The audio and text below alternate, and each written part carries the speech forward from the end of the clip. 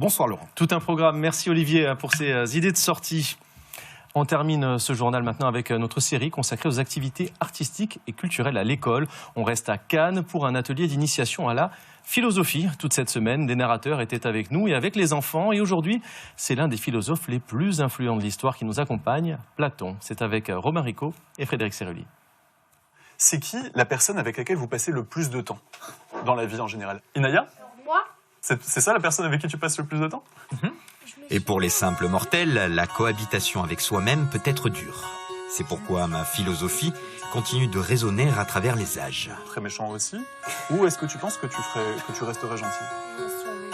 Aujourd'hui, ces petites filles découvrent une de mes histoires favorites, l'anneau de Gygès. Une bague qui rendrait invisible quiconque la porterait.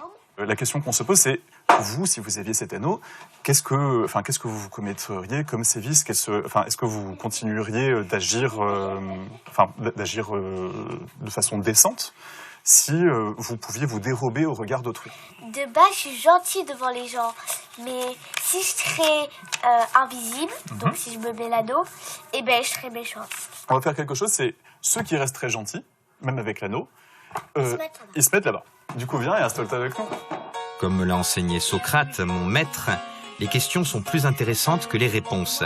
C'est tout l'enjeu de ces ateliers de réflexion philosophique. À qui est-ce que vous avez envie de faire confiance? À ceux qui sont sur cette table ou à ceux qui sont sur votre table? J'aime pas trop les gentils parce que les gentils, eux, ils font « Ah, t'inquiète, tiens mon goûter, ah là là, et en plus, elles ont toujours des chouchoutes. Ah, t'es la chouchoute, t'es la mitraille. » La vérité, la mort ou bien l'amour, autant de thèmes abordés chaque semaine entre ces murs. Aujourd'hui, ces jeunes disciples de ma pensée se confrontent à la question de l'éthique, une des plus délicates. J'ai changé de table parce que j'aime pas trop le mal. Et j'aime pas faire du mal aux gens, j'aime pas être méchante. Bon, parfois, je suis méchante, mais pour rigoler. Gentille, méchante, mais normal.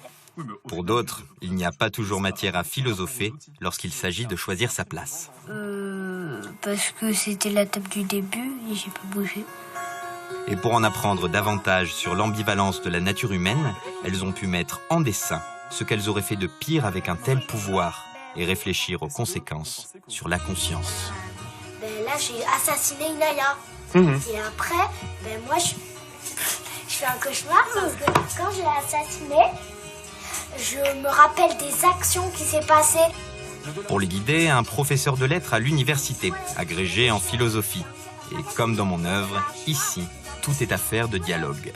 Je trouve que c'est important d'abord que les élèves apprennent à respecter la parole d'autrui et à organiser leur réflexion, à la canaliser, à lui donner un sens. Alors si, tout comme moi, votre illustre narrateur et tous les autres esprits du passé, vous pouviez errer de ci, de là, dans l'invisibilité la plus totale, que feriez-vous? Voilà pour ces réflexions philosophiques d'enfants et voilà aussi pour l'actualité de la Côte d'Azur ce vendredi.